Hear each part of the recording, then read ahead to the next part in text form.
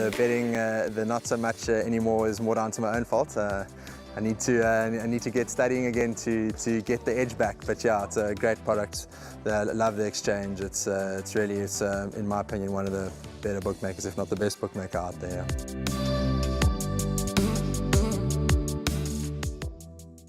We're on to race number 2 now, that jumps at 13:10. It's a maiden plate over 1,600 meters. But before we start speaking about the form, we've got a rerun for you, and that's of number 8, Harley Street, when running on the 19th of December at Greyville, when finishing 3rd, as well as interviews with MJ Odendaal, Byron Foster and Terry Fripp. Let's take a look at that first. Towards the inside, Lazy Guy comes home. Harley Street on the outside. Gold Index in all sorts of trouble. Lazy Guy at the 200. Harley Street and Red Magician absolutely flying on the inside. Here's Red Magician inhaling in the last 100. Lazy Guy second. Harley Street and Lucky Dollar. Yeah, unfortunately I had to take him out his last start. He tweaked a muscle, and other than that, the prep has really gone well. I think a massive favour is the draw, because I think he's probably fit for till 50 meters out, but with a draw that could make it up. He's definitely got the ability to win this type of race. I wouldn't banker him, but at the same time I won't disregard him, but definitely also that they must follow from here on.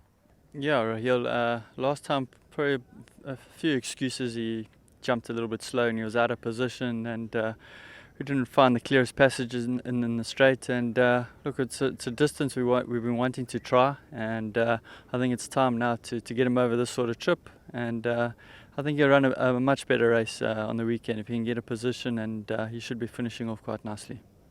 Yes, good morning all. Harley Street, son of Var, Gelding.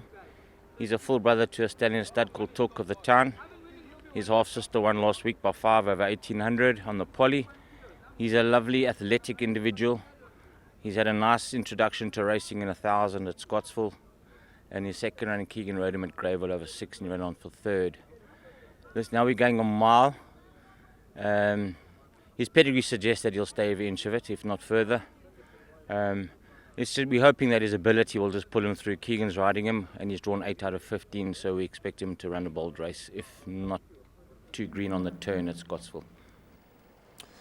Well, there you've watched those reruns and heard those interviews. Raheel, I quite like number 8 Harley Street from the Tony Riverland yard. They've been having a few winners of late, and when I looked at the form initially, this is an open betting race, and the main danger could possibly come in the form of number 15 Averny King, but that has also been a little bit disappointing. And I just like the way number 8 Harley Street was running on at the end over 1,200 meters, and I think the 1,600 is going to suit down to the ground. Yeah, he was certainly finishing off his race fairly nicely. That was over 12. He's had both starts in soft conditions. On Sunday, ground should be a lot firmer, and I think it will suit him nicely. And Terry Fripp alluding to Columbia Road, who romped home over victory over 1,800 meters, and we'll see how that form line does go in race number 1 on the program. But number 8 Harley Street, I don't think the trip should be an issue for this individual. He's also going to be the top choice for me, and I think he's going to go very close here. He has his first run around the turn at Hollywoodbets Scottsville. He has gone around the turn. That was last time out when you're running 3rd behind Red Magician. And he's a horse that I think is going to run well, 4-1 in the market, his current price. And he's certainly one of the leading lights in the lineup. A horse that I quite like. He's drawn out deep in gate number 10 now with the scratching of horse number 9, Whiz Bang. That's number 11, Zabadak from the Michael Roberts yard, Rachel Venica aboard. Now, this individual returned off a rest, and he was beaten behind Barbati, beaten 2.5 lengths over 1,400 meters. He now has his second run after layoff. He's going to strip much fitter for the run. Rachel Venica aboard once again. And the Michael Roberts stable is in some very good form at the moment, 12-1 in the market. I just think number 11 rather, Zabadak represents the value in the race. I think he's going to love every inch of the 1,600 meter trip. He's a horse that could possibly be looking for a bit more ground as well in time to come, but 1600 for now could just be spot on for this individual, and I think that he'll give a good account of himself, and 12 to 1 in the market, as I mentioned, could just represent some value. So 8 and 11, those are going to be the top 2 selections for me. Healthy respect for number 1, Parish Rain, along with number 5, Law Court. And then Devon, you mentioned number 15, Avani King.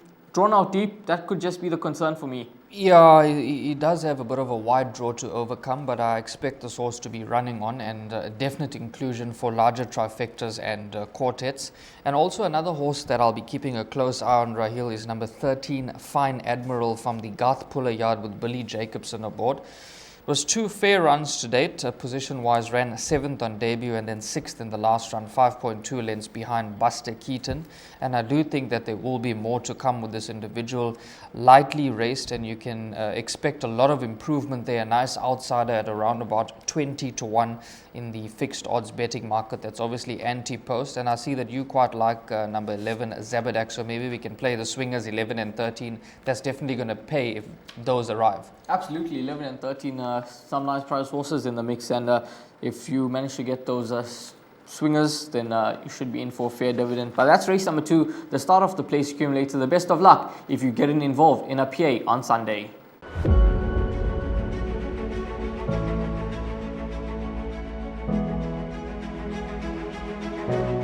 It's Donovan Everett from Cape Racing, and I'd just like to say it's an absolute pleasure to be involved with Intrabet and Cape Breeders in this golf day today here at Pearl Valley. It's fantastic for the industry to see all the relevant stakeholders coming down and having a good time and networking, and it's exactly what the industry needs right now in terms of moving forward and recreating some positivity to take us forward into the next year.